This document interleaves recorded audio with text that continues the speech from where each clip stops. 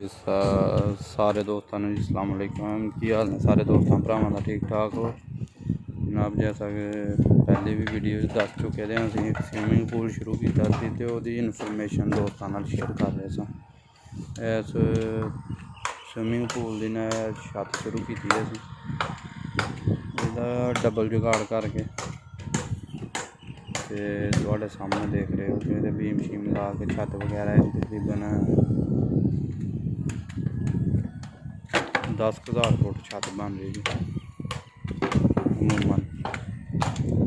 Steel वाली shuttering हो रही और किसी भाई भैन भरा किसी भी दोस्त या किसी भी रिलेटिव तलक आए इस मतलब साढ़े नाल किसी किस्म की भी इंफॉर्मेशन चाहिए हो तो असीं हाज़र मां भरावां वास्ते।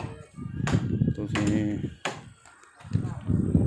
देख सकते नाले साडी वीडियो देख के सानूं दसो अगर कोई कमी पेशी नज़र आती है ਉਹਦੇ वास्ते तुसीं भी सानू गाइड कर सकते हो। और सारे भरा की हाल चाल ने सारे दोस्तों का बजुर्गों का जिन्हें भी वीडियो देख रहे हो वीडियो जो फॉलो शेयर लाइक तो कमेंट जरूर दस्या जी कैसा लगा।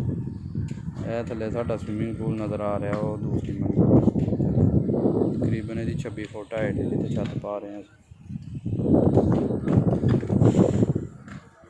बाकी इंशाल्लाह छत फाइनल तुहाडे नाल भी गपशप मारने नाल शेयर करा। पिछला मकान ते जिस तरह तुम देख रहे हो साडा फाइनल होगा।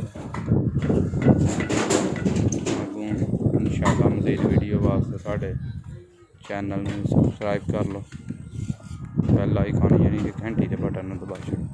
बहुत बहुत शुक्रिया जनाब।